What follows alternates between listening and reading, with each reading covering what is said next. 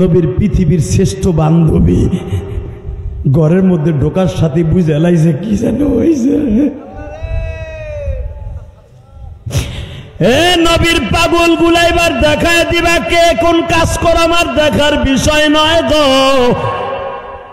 যখনই নবী মুখটা চেপে ধরে ঘরের মধ্যে ঢুকেছে, মা খাদিজা টান দিয়েই হাতটা ছড়াই দেখে কোলবালিশের মতো গালের মধ্যে বাবা উঁচু হয়ে গেছে।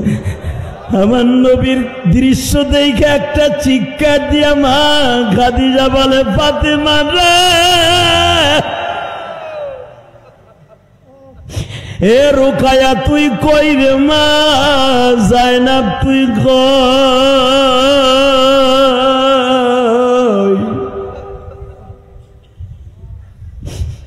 ঠান্ডা পানি নিয়ে আসো, তোমার আব্বার অবস্থা দেখো।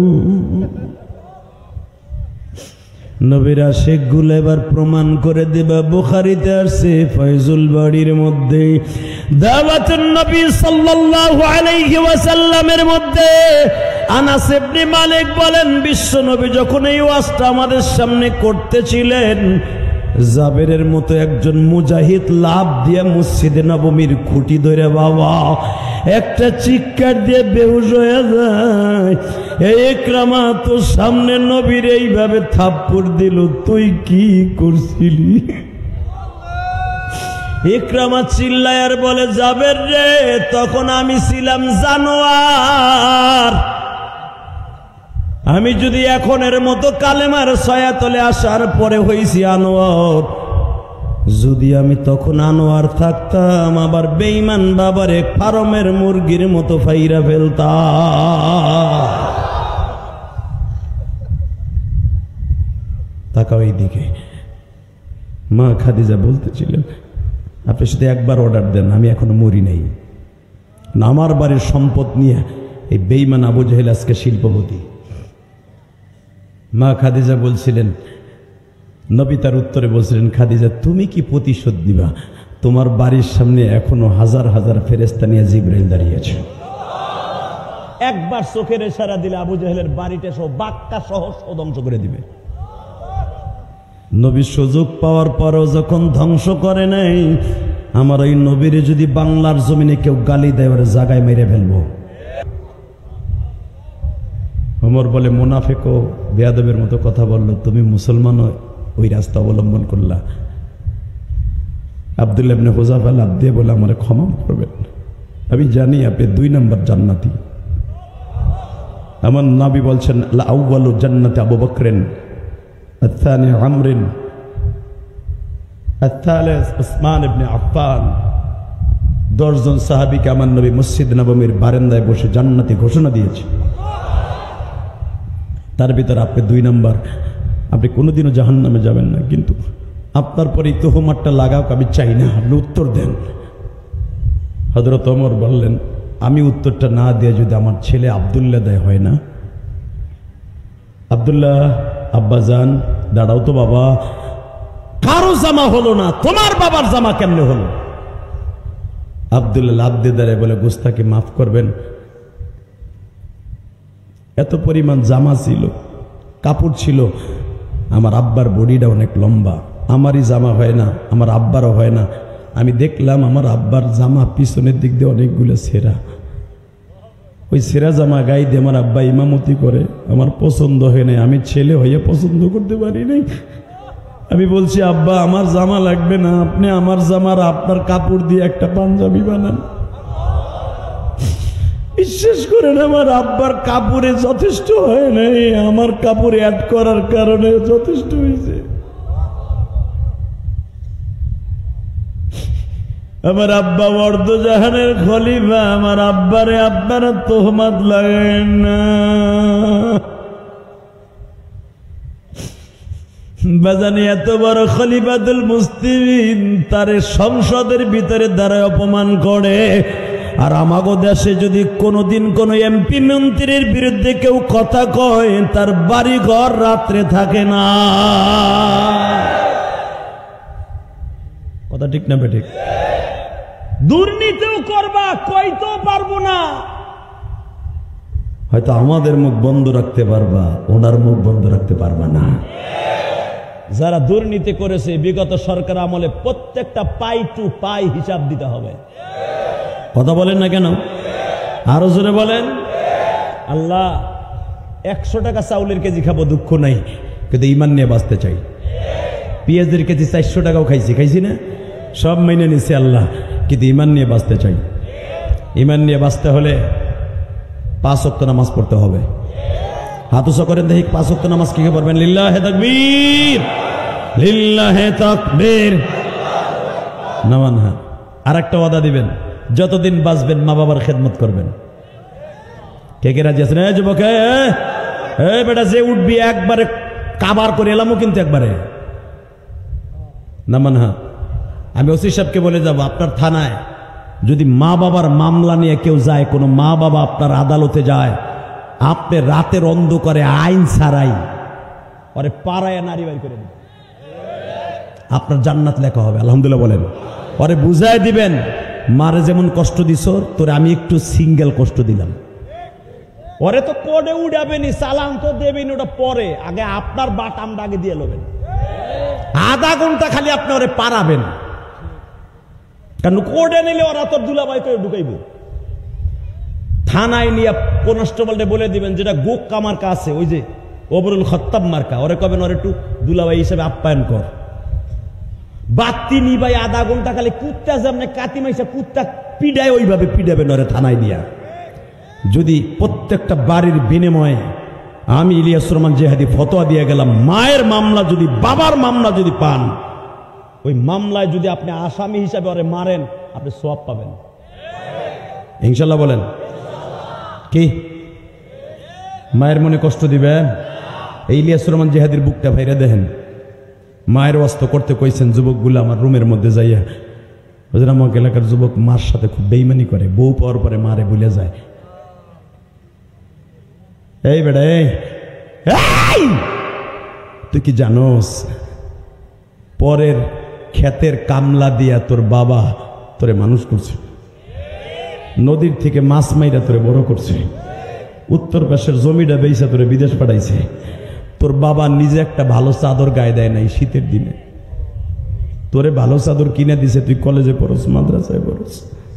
আমি ইলিয়াস রহমান জিহাদি, আমি যখন মাদ্রাসায় পড়তাম, আমার মা আমারে 9 টাকা দিয়ে একটা চাদর কিনে দিছিল। আমি ওই চাদরটা দাওরা হাদিস পাশ করা পর্যন্ত, মাস্টার্স পাশ করা পর্যন্ত আমি চাদরটা যত্ন করে রাখছিলাম। এই কলিজার টুকরা ভাইরা, আমার জনম দুঃখিনী মা আমার 12 বছর বয়সে বলছিল, ইলিয়াস রে, যদি কোনোদিন টাকার মালিক হস একটা মসজিদ বানাইস। তোমরা তো সমালোচনা করো, বক্তারা 1-1.5 ঘন্টা ওয়াজ করে এত টাকা নিয়ে কি করে? যারা আমার কেরানীগঞ্জে থাকে অগর কাছে জিজ্ঞেস করবা, 4 কোটি টাকা খরচ করে একটা মসজিদ বানাইছি। ওজি সাহেব দাওয়াত দিলাম, যে আসবেন। আপনার চোখের পানিতে চোখ লাল হয়ে গেছে। মনে রাখতে হবে, 4 কোটি টাকা খরচ করে মসজিদ বানিয়েছি। কাউকে আমি নিজের মুখে বলি নাই আপনি আমার 1 বছর সিমেন্ট দেন, তবে লক্ষ লক্ষ টাকা আমার বাইরে দিছে। আমার থানার ওসি মামুন সাহেব এখন নাই, দক্ষিণ কেরানীগঞ্জ ছিল, ওনার বাড়িতে ওয়াজি নিয়ে আমার মাদ্রাসায় 50,000 টাকা দিছে। নিয়ে বলতেছে, উনিও কয়েকদিন আগে বাপ হারাইছে, মা মারা গেছে। ওনার চাকরি জীবনের যখন উনি প্রথম এসআই, তখন ওনার মা মারা গেছে। বলে আমি জানি মা কি জিনিস। আমি যখন প্রথম চাকরিতে যাই, আমার জনম দক্ষিণী মা যায় নামাজ ভিজাইছিল, আল্লাহ তুমি আমার মামুনরে একদিন ওসি বানাই। এই ওসি সাহেবকে জিজ্ঞেস করে দেখবেন, তার ওসি হওয়ার পিছনে সবচেয়ে বড় অবদান তার মার। ঠিক না বেঠিক? জোরে কোন? ইলিয়াস রহমান জিহাদির আলেম হওয়ার পিছনে সবচেয়ে বড় অবদান তার মা। আমি তোদের 2টা পাও ধরে বলে যাব, ওয়াজ কমিটির ভাইরা যারা আছেন, যদি কারো মা অসুস্থ থাকে, নিজের হাতে মায়ের কাপড় চোপড়গুলো ধুয়ে দিও, মাকে নিজের হাতে খাওয়াই দিও। কয়দিন বা খাওয়াইবা, এরপরে তো চলেই যাইব। সেই দিন বুঝবাই দরদিটা কি ছিল। ইলিয়াস রহমান জিহাদির টাকা পয়সা বাড়ি গাড়ির কোনো জিনিসের অভাব নাই, শুধু একটা জিনিসের অভাব, আমার জনম দুঃখিনী মা নেই।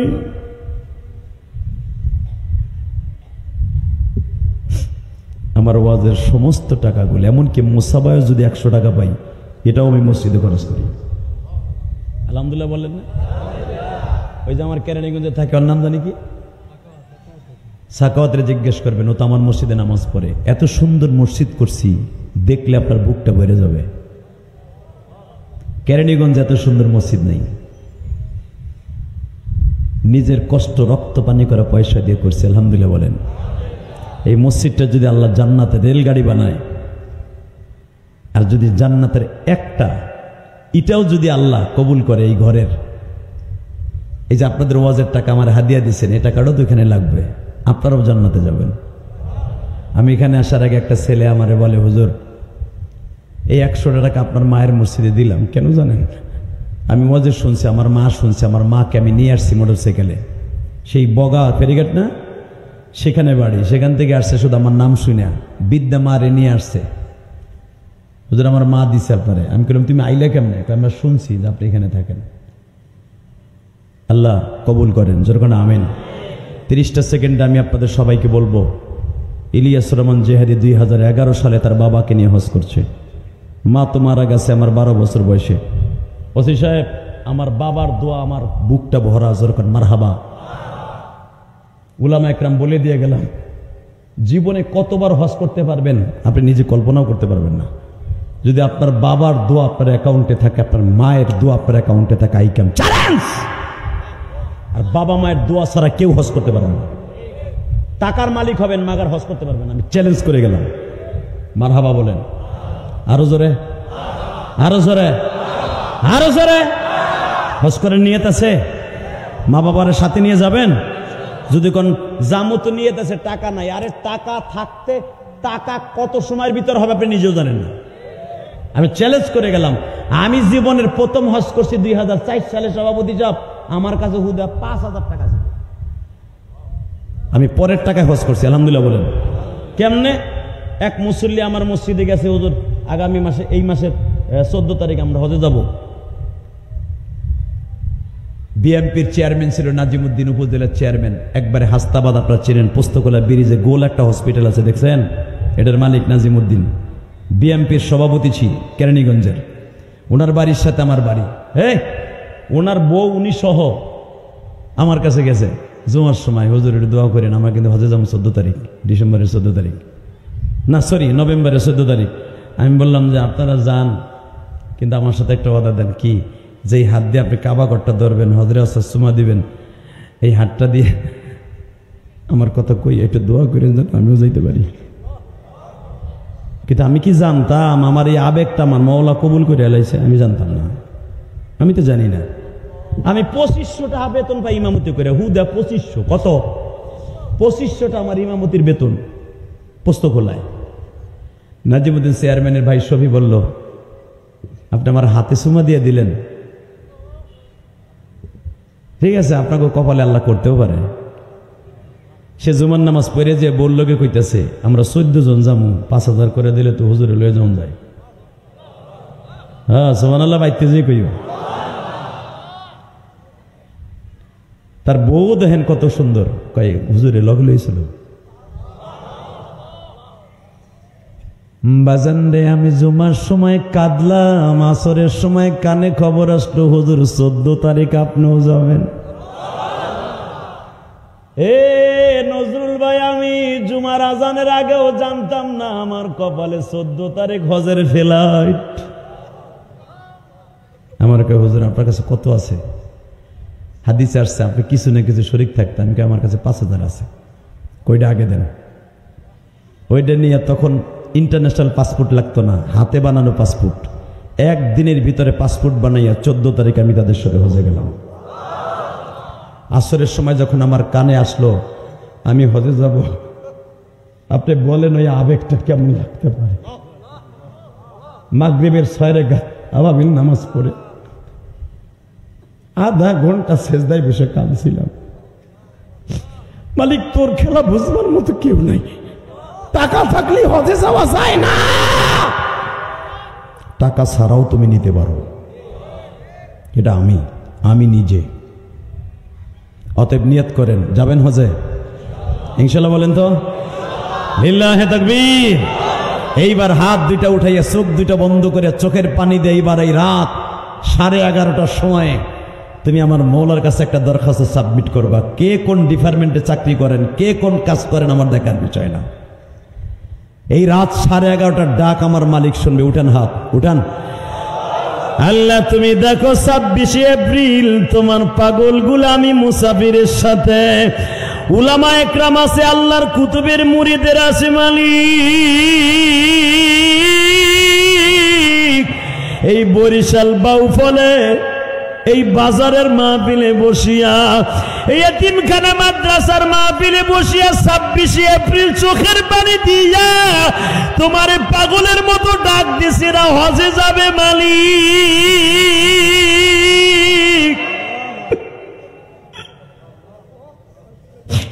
এরা মা বাবা কিনে উমরায় যাবে আল্লাহ।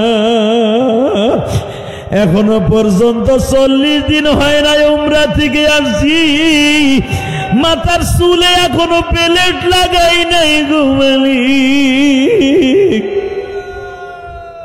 এরা ধনী থাকুক গরিব থাকুক, ওসি সাহেব সহ বক্তা শ্রোতা সহ একবার মক্কা মদিনায় নিয়ে যাইবা। নিজের হাতে বান্দা তুমি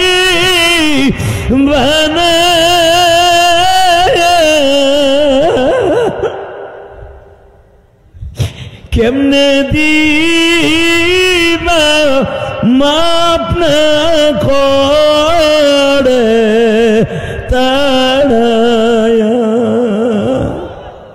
আল্লাহ রাত 11:30টার ডাক তুমি শুনবা। যারা কান্দে তাদের চোখের পানি কবুল করবা। আল্লাহদের বাবা মাকে মাফ করে দিবা। 30টা সেকেন্ডে আমি বলবো যে দাদা হজ আর উমরা করতে চান, ইলিয়াসুর রহমান জেহাদি 2011 সালে তার বাবা রেনি হজ করছে। 9 সালে জীবনের প্রথম হজ, এর পরের বছর থেকে প্রতি বছরই যাই। 11 সালে আমার আব্বা আমার সাথে ছিল। কাবা ঘরের সামনে আমার আব্বারে দাঁড় করে বলেছিলাম, আব্বা আপনি আমার 2টা জিনিস দিয়ে যান এখানে দাঁড়ায়। আমি জানি আব্বা আম্মা যদি হজের সফরের সাথে থাকে সে মনে করবে জান্নাত তার সাথে আছে। এ হাদিস তো আমার জানা আছে। আব্বারে কাবা ঘরের স্বর্ণের দরজার সামনে দাঁড় করে বললাম, আব্বা আপনি 1 নম্বরে আমার মাফ করে দেন। আব্বা বলে তো হজে আসার আগেই তোমার মাফ করে দিছি। আমি বললাম আমার জনম দুঃখিনী মায়েরে মাফ করে দাও, কারণ তুমি যদি আমার মায়েরে মাফ না করে আমার মা কোনোদিনও জান্নাতে যাবে না। আমি জেহাদি যতই দোয়া করি কামাইব না। সন্তান যতই দোয়া করুক, যদি স্বামী কোনো মহিলারে মাফ না করে কোনোদিনই মহিলা জান্নাতে যাবে না। আমার আব্বা এইভাবে চিল্লাই চিল্লাই বলতেছে, আল্লাহ আমি ইলিয়াসের মায়েরে মাফ করে দিছি, আমি ইলিয়াসের মায়েরে মাফ করে দিছি। আমিও দেখবো বাজান, যাদের স্ত্রী অসুস্থ আছে, যাদের স্ত্রী কবর, এখন চিল্লে চিল্লে কানবেন, আপনি আপনার স্ত্রীর মাফ করে দিয়ে নিয়ত করে বসেন, কারণ আপনার স্ত্রীর অনেক হক আপনার পরে আছে। বেজানরে আমি যখন বললাম আব্বা মায়েরে মাফ করছেন, কয় হ্যাঁ। এইবার বললাম আব্বা তুমি আমারে কিছু দিবা না গো, আমি দেখবো আল্লাহর কুতুবের মুরিদেরা 2টা মিনিট কথা বলবো মওলার সাথে, এখন প্রেম করে ফেলবা। আমিও বলবো তুমি তোমার বাবাকে সাথে নিয়ে হজ করতে পারবা 1 বছরের ভিতর। আমি বলে গেলাম। আমার আব্বা বলে কি চাও তুমি? আমি বললাম আমার কিছু দেন। আমার আব্বা এইভাবে হাত তুলে বলে, বাবা গো আল্লাহ তুমি আমার ইলিয়াস যত মাহফিলে যাবে প্রত্যেকটা মানুষের চোখ দিয়া পানি ফেলাইবা। এই যে তোমরা যে কান্তাছো এটা আমার নিজের ক্রেডিট না, এটা আমার বাবার দুয়ারে। হে কলিজার বাইরে, তোমার বাবা কি জাহান্নামে না জান্নাতে কবরে তুমি নিজেও জানো।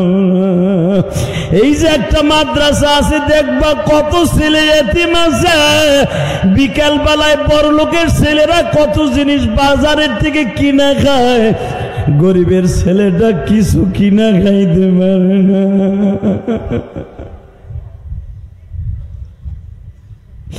আমি আমার বাবারে বুকের মধ্যে নিয়ে চিল্লাই চিল্লাই মাপ চেয়েছিলাম। 30টা সেকেন্ড আমি দেখতে চাই এই বাউফলের মধ্যে মা বাবার নিয়ে হজ করে নিয়ে থাকলে লাভ দিয়ে দাঁড়ায় বলো তো হুজুর আমার আব্বাই মাহফিলে আছে, আমার আব্বাই মাহফিলে আছে। কার কার যেমনি আমার বাবারে চিল্লে মাপ চাইছিলাম, পুলিশ আমারে বলছিল ইয়া হাজ মা ইয়াবকি, কান্দোস এইভাবে চিল্লে বাপরে বুকে নিয়া। আমি বললাম আনা আবি, এই যে আমার আব্বা। পুলিশ কান্দে আর কয় ইনতে জান্নাতি না জান্নাতি, তুই জান্নাতি কারণ তোর বাপ তোর সাথে। এই 30টা সেকেন্ড আমি বলবো, আমি বলার সাথে একটা দৌড় দিয়ে বাপরে বুকে নিয়ে চিল্লাবার কানবা দাও, দৌড় দাও, দৌড় দাও যুবক, দৌড় দাও, এ যুবক দৌড় দে, একটা দৌড় দিয়ে বাপরে বুকি নিয়ে চিল্লাবি আর কানবা। তোমার কান্নার আওয়াজ আমার চোখ কানের মধ্যে আসতে হবে। একটা দৌড় দিয়ে বাপরে বুকি নিয়ে মাপ চাও, একটা দৌড় দিয়ে বাপরে বুকি নিয়ে মাপ চাও, একটা দৌড় দিয়ে বাপরে বুকি নিয়ে মাপ চাও। তোমার কান্নার আওয়াজ আমার কানে আসতে হবে, ওসি সাহেবের কানে আসতে হবে, সভাপতির কানে আসতে হবে। বাপরে সারবানা কানতে থাকো, বাপরে বুকি নিয়ে কানতে থাকো। এই রাত 12:15 চোখের পানি দেখায় দাও।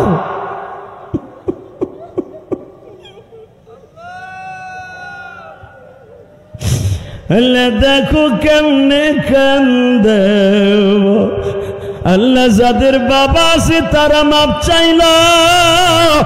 যুবক বাবার বুকটা ছাড়িস না, এই বুকের মধ্যেই জান্নাতের বাগান আছে।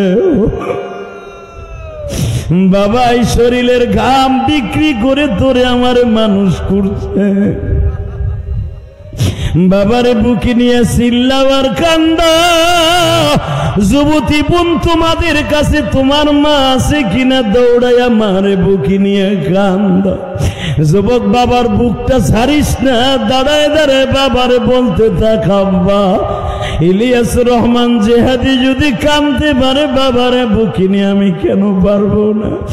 আল্লাহ দেখো যাদের বাবা আছে তারা মাপ চেয়ে কান্দে, যাদের বাবা আজকে দুনিয়ায় নাই তারা কার কাছে মাপ চাইব?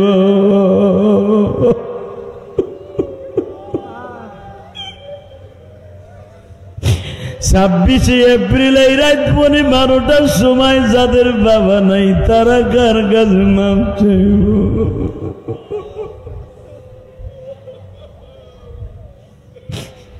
আল্লাহ তাকায় দেখো, যাদের বাবা নাই তাদের চোখের পানিগুলো কবুল করো। যাদের বাপ নাই, বড় ভাই নাই, তোমার বন্ধু নাই, একটা দৌড় দিতে পারবা? সব লজ্জা শরম বাদ দিয়ে বড় ভাইরে বুকে নিয়ে একটা চিৎকার মারতে পারবা? বড় বোন রে বুকে নিয়ে কোনো মহিলা চিৎকার মারতে পারবা? মা না থাকলে শাশুড়িরে বুকে নিয়ে চিৎকার মারতে পারবা? বাইরে যখন ভাই বুকে নিয়ে কান্দে, রব্বে কারিম দুনো ভাইরে মাফ করে দেয়। আল্লাহ দেখো কেমনে কান্দে, আল্লাহ দেখো ভাই বাইরে বুকে নিয়ে কান্দে।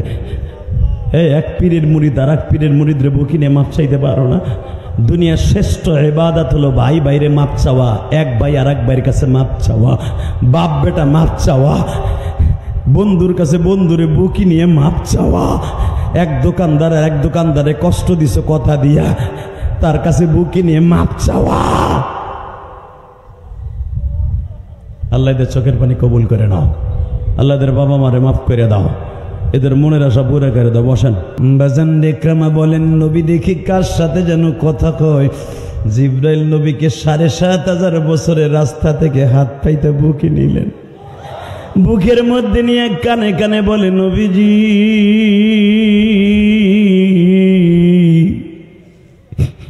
এই চেহারার মধ্যে আল্লাহ কোনদিন একটা আঘাত করে নাই।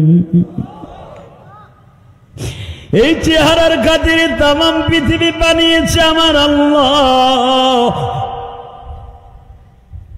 আপনি যদি একবার অর্ডার করেন আবু জেহেলের বাড়িটা আমি আসমান পর্যন্ত উঠাই নিয়ে যাব। নবী আমার কি উত্তর দেয়? একটা আওয়াজ দিয়ে ওরে বরিশাল পটুয়াখালীর বাউফলের বাইরা। আমার বিশ্ব নবী বলে জিব্রাইল রে তোমার তো চাচা নাই, তুমি কি বুঝবা? তুমি কি জানো আমি জন্মের পরে এই মক্কায় আমার আব্বা ছিলেন না।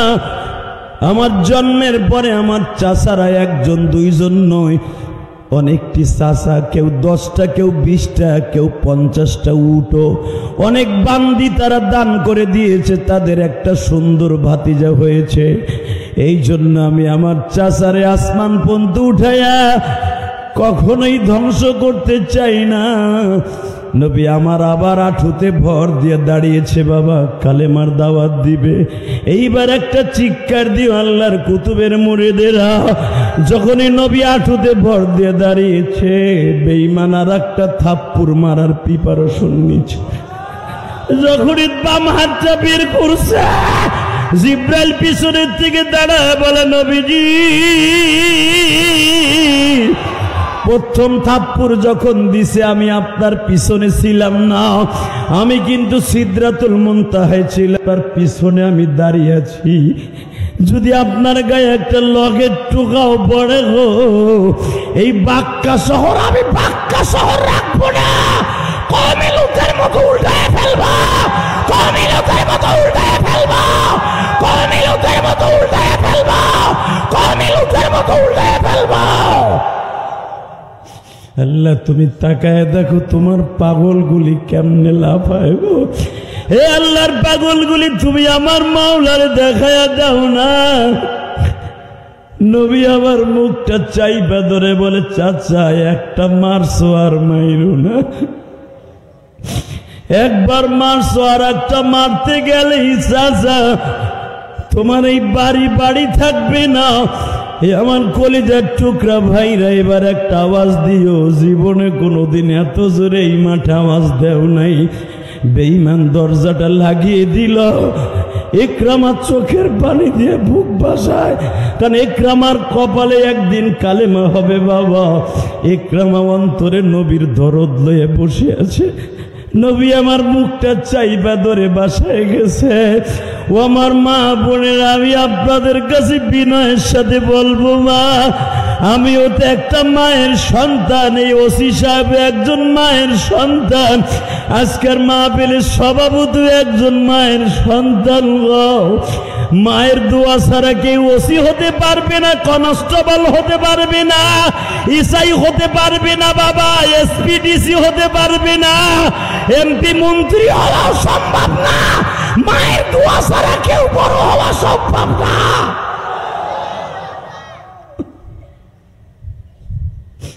আমার জনম দুঃখিনী মা ওই গোপালগঞ্জের জমিনে ঘুমিয়ে আছে। মা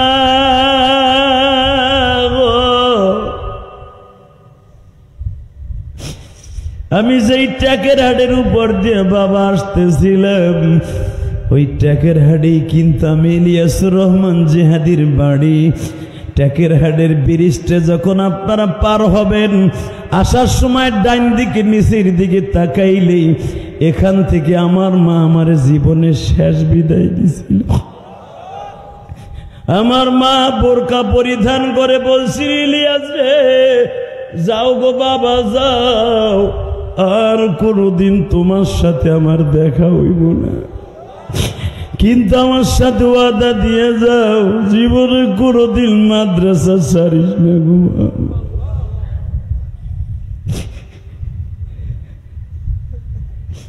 তুমি ওসি সাহেবের কাছে জিজ্ঞেস করে দেখবা, আজকে তার এই বড় হওয়ার পিছনে তার মায়ের দোয়া ছাড়া সম্ভব হয় নাই গো। সে যখন প্রথম বিসিএস ক্যাডার অথবা পুলিশ বাহিনীতে যোগদান করে, প্রথম ইন্টারভিউর মাঠে যাওয়ার আগে যায় নামাজ চোখের পানি দিয়ে ভিজাইছে, তার নাম জনম দুঃখিনী মা। এই যে সভাপতি সাহেব ফাজিল পাস কামিল পাস করার আগে, দাখিল পরীক্ষা দেওয়ার আগে চাকরানির ডিউটি পালন করছে জনম দুঃখিনী মা।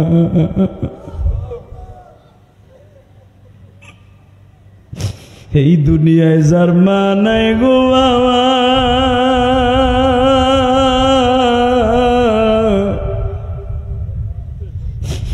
ওর মতো দুঃখ মেয়ার এই জগতে কেউ নাই গো।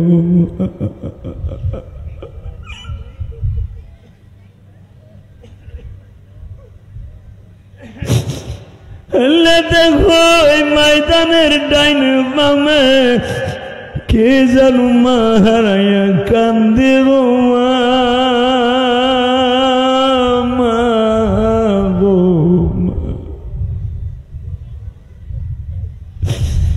এ আমার পাউ ফলের বাইরে রে, এখনো যখন তুমি বগা ফেরিঘাটের কাছে যাইয়া লঞ্চে উঠিয়ে তুমি ঢাকায় যাইবা, দেখবা লঞ্চ ঘাটের কাছে দাঁড়াইয়া চোখের পানি মুছে কাপড়ের আঁচল দিয়া সে হলো জনম দুঃখিনী মা।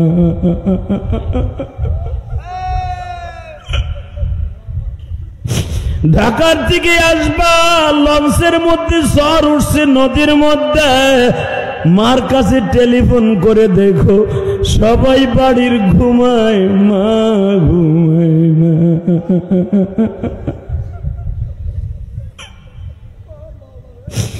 আল্লাহ দেখো সরমনার পাগলগুলি কান্দে।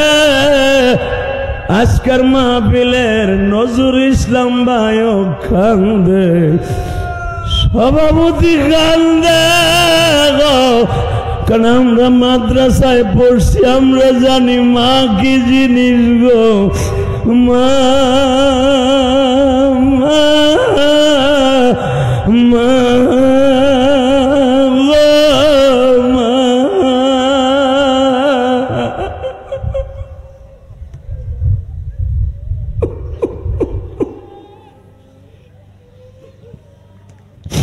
আজকে 26 দিন হয়ে গেল মা, ঈদ হয়ে গেছে মা। আহারে আজ থেকে 27 দিন আগেও জাহান্নামের দরজাটা বন্ধ ছিল মা। 26 দিন আগে থেকে জাহান্নামের দরজাটা বন্ধ হয়ে গেছে, খুলে গেছে মা। জান্নাতের দরজাটা বন্ধ মা। জানি না তোর কবরের অবস্থা কি মা। আল্লাহ দেখো তোমার পাগল গুলি কান্দে, মহিলা প্যান্ডেলে আমার মায়েরা কান্দে গো মা। এই জন্যই তো মা খাদিজা সারাটা জীবন নবীর মায়ের মতো আদর দিছে, যেন আমার নবী মায়ের আদরের কথা ভুলে যায়। আমার নবীর একটা বোন ছিল না বাবা, একটা ভাই ছিল না, এই জন্য ভাইয়ের আদর মায়ের আদর মা খাদিজার কাছ থেকে আমার নবী পাইতো আর কানতো আর বলতো, আল্লাহ আমার খাদিজারে তুমি ঠান্ডা মাটিতে রাখো না।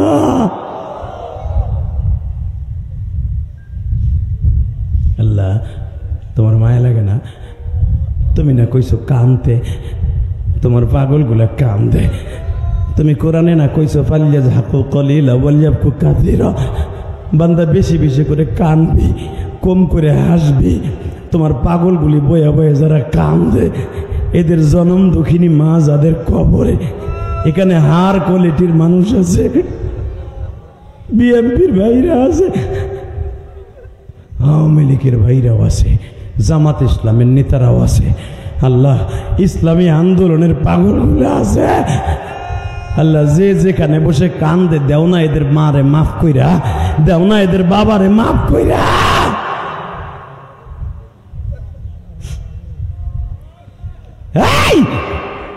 আমার দিকে তাকাবা, এখন চিল্লাবার কানবা। নবী গালটা চাইপা ধরে এমন জোরে থাপ্পড় দিছে বাবা, 5টা আঙ্গুল বেঈমানের আঙ্গুল আমার নবীর গালের মধ্যে লাগিয়ে গেছে রে। আমার নবীর রুমাইল দিয়া পাগড়ি দিয়া মুখটারে চাইপা ধরে যখন ঘরে গেছে, নবীর ইশকের আগুন দিয়া যাদের কলিজা পোড়াইয়া চোখ দিয়া বাইর করবা, ওই চোখ কোনোদিন জাহান্নামের আগুনে জ্বলবে না। এ বরিশাল বাউফলের বাইরে এখন চোখের পানি ফেলাইয়া চিল্লাবার কান্না। 26 এপ্রিল আমার আল্লাহরে দেখায়া দাও। 26 এপ্রিল এই মাঠটা সাক্ষী থাকবে, মালিক তোমার নবীর জানের চাইতে ভালোবাসি গো। তুমি নিজে বলছো কুল ইন কুনতুম তুহিব্বুনাল্লাহ কুল আতিউল্লাহ ওয়া আতিউর রাসূল। তোমার ইত্তেবার পরেই তোমার নবীর ইত্তেবার কথা বলছো। যদি নবী এই যুগে এখন থাকতো আর আমার নবীর বেঈমান থাপ্পড় দিত, ওর হাতটা দুনিয়ায় রাখতে দিতাম না। জমিনে যদি আমার এই নবীকে কেউ গালি দেয়, নাইবে নবীকে কেউ অপমান করে, ওর জায়গায় পুঁতে ফেলবো, ওর জায়গায় পুঁতে ফেলবো। কে কে রাজি আছো? আল্লাহকে দু হাত তুলে খাইয়ে দাও।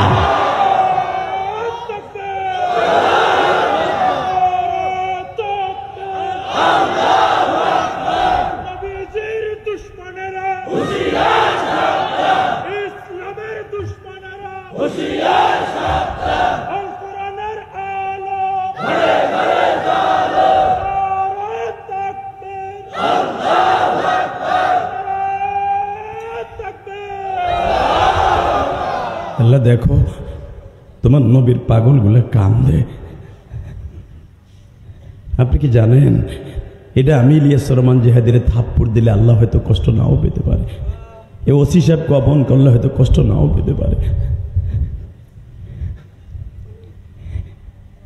আবার নবীরে যদি কেউ কষ্ট দিত স্বয়ং আল্লাহর কলিজায় লেগে দিত।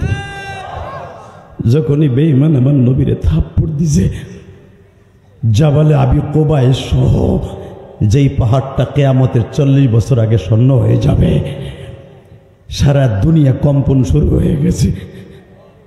জিব্রাইলকে আল্লাহ ডেকে ডেকে বলে, জিব্রাইল আমার নবী থাপ্পড় খেয়েছে, যদি থাপ্পড় খেয়ে জমিনে পড়ে যায় তোর চাকরির নোট ৭,৫০০ বছরের রাস্তা থেকে আমার নবীরে ক্যাশ বলের মতো ধরে বুকের মধ্যে চাইবা সান্ত্বনা দিবি। আমার নবী যা চাই তাই দেব। আমি আমার মাদেরকে বলবো, মা আপনার স্বামী সারাদিন চাকরি থেকে ডিউটি করে বাসায় যায় যদি আপনার মলিন মুখখানা দেখে, ওই বাবার বুকটা চূর্ণ বিচূর্ণ হয়ে যায় গো বাবা। কোন মহিলা যদি স্বামীর কষ্ট দেখিয়া মুস্কি হেসে দিয়া তারই একটু সান্ত্বনামূলক কথা বলে, আমি ইলিয়াসুর রহমান জিহাদি, আমি মায়ের পাগল, আমি 12 বছর বয়সে মা হারিয়েছি। সূরা নিসার মধ্যে দেখবেন কোন মহিলা যদি স্বামীর কষ্ট দেখিয়া যদি মুচকে হেসে দিয়া স্বামীর মনে আনন্দ দেয়, ওই মহিলা স্বামীর 500 বছর আগে জান্নাতে যাবে। বাজানরে আমার দিকে তাকানোর চোখের পানি দিয়ে আমার মৌলারে দেখাইয়া দেন। বেঈমান আবু জেহেল বিবি নিয়ে ঘুমাচ্ছে, পাশের রুমে আবু জেহেলের ছেলে ইকরামা ঘুমাচ্ছে। হিজরাতের পরে হযরত ওমর জিজ্ঞাসা করছিলেন, ইকরামা রে, তোর আর আমার বয়স বেশি একটা ডিফারেন্স নয়, এই ইকরামা তুই মক্কার নেতা ছিলি, আমি ওমর ছিলাম মক্কার নেতা, তোর বাবাও মক্কার নেতা, আমিও মক্কার নেতা, যদিও তুই আমার বয়সে ছোট কিন্তু তুই নেতার ছেলে নেতা। শুধু একবার বল না, আমি শুনেছিলাম তোর চোখের সামনে বলে একদিন নবীর অপমান করেছিল, ওই রাতটা তোর কাছে কেমন লেগেছিল? ইকরামা বলে, ওই রাতের কথা মনে পড়লে আমার অশ্রু প্রবাহিত হতে থাকে, আমি ওই রাতের কথা মনে করতে চাই না।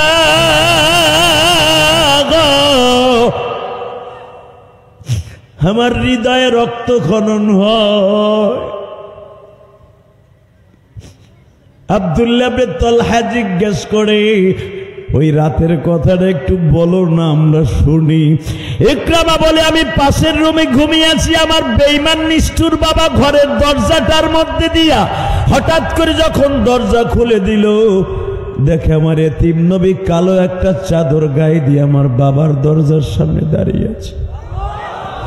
আমার বেয়াদব নাখান্দা জাহান্নামী বাবা আমার নবীরে বাম হাত দিয়ে ইশারা দিয়ে বলে, তোরে না আসতে না করছিলাম, ওয়া ইন্নাকা লাআলা খুলুকিন আযীম,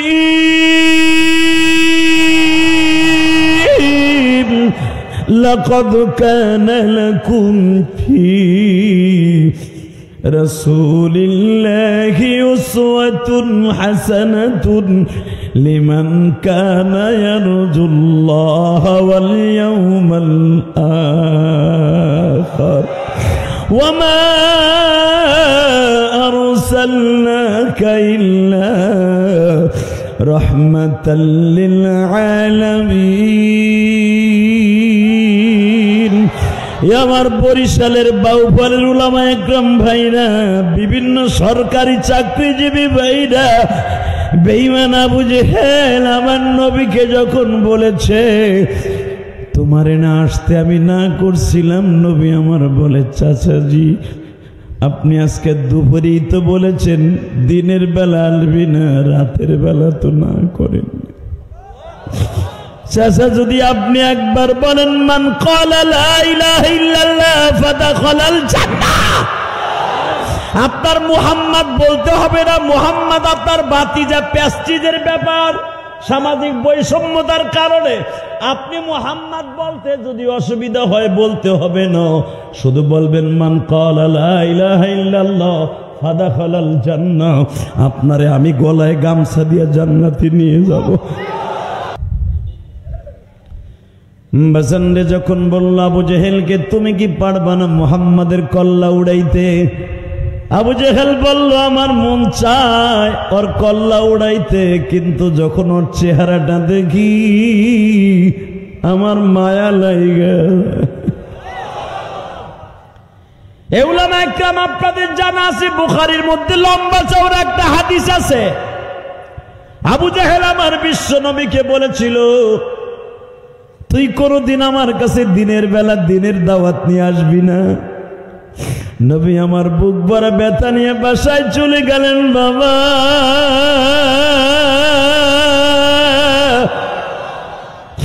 আমার নবীর একটা বান্ধবী ছিল যার কাছ থেকে মায়ের আদর পেয়েছে, বান্ধবীর আদর পেয়েছে, যার কাছ থেকে বড় বোনের আদর পেয়েছে, যার কাছ থেকে বাবার আদরও পাইছে। দুনিয়ার সব মানুষ যে আদর নবীর এক জায়গায় জমা করে দিতে পারত, একটা মহিলা সেই আদর দিয়ে নবীর কলিজা ভরপুর করে রাখত।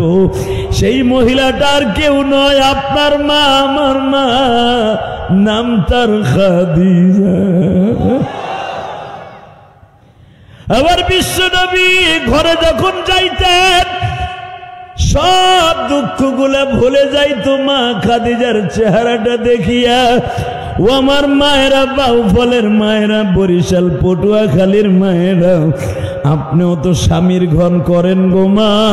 কোন মহিলা যদি একটা রাত্র অথবা একটা ঘন্টা স্বামীর মন খুশি রাখতে পারে, আমি এই কোরআন হাতে নিয়ে বলে গেলাম মা, মা খাদিজার গাড়িতে, মা ফাতেমার গাড়িতে তোমার জান্নাতের একটা সিট বুকিং হয়ে যাবে। মা খাদিজার 33 বছরের জীবনে কোনদিন বাবা মা খাদিজা রাত্রে ঘুমায় নাই, সারাটা জীবন দিনের বেলা ঘুমাইছে। রাত্রে কেন ঘুমায় নাই? খাদিজা জানতো আমার স্বামীর বেঈমান গুলা শিং কেটে রাত্রে আক্রমণ করবে, গুপ্ত হত্যা করবে। এই জন্য মা খাদিজা ঘরের চারপাশ দিয়ে পুরাটা রাত্র হাঁটতো আর আমার নবীর পাহারা দিত। এই জন্য মা আয়েশাকে নবী বলেছিল, ও আয়েশা, আমার খাদিজা হলো আমার দুঃখের দিনের বান্ধবী, তোমরা হলে আমার সুখের দিনের বান্ধবী। আমার খাদিজা কোনদিন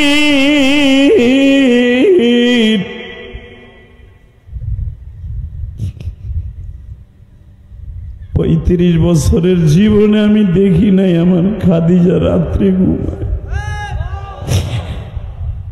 আমি আমার মাদেরকে বলবো, মা আপনার স্বামী সারাদিন চাকরি থেকে ডিউটি করে বাসায় যায় যদি আপনার মলিন মুখখানা দেখে, ওই বাবার বুকটা চূর্ণ বিচূর্ণ হয়ে যায় গো বাবা। কোন মহিলা যদি স্বামীর কষ্ট দেখিয়া মুস্কি হেসে দিয়া তারই একটু সান্ত্বনামূলক কথা বলে, আমি ইলিয়াসুর রহমান জিহাদি, আমি মায়ের পাগল, আমি 12 বছর বয়সে মা হারিয়েছি। সূরা নিসার মধ্যে দেখবেন কোন মহিলা যদি স্বামীর কষ্ট দেখিয়া যদি মুচকে হেসে দিয়া স্বামীর মনে আনন্দ দেয়, ওই মহিলা স্বামীর 500 বছর আগে জান্নাতে যাবে। কমেন্ট বক্সে জানিয়ে দিন আপনার মতামত। ভিডিওটি ভালো লাগলে অবশ্যই একটি লাইক দিন এবং শেয়ার করুন। পরবর্তী আপডেটের জন্য চ্যানেলটি সাবস্ক্রাইব করে আমাদের সাথেই থাকুন। ধন্যবাদ।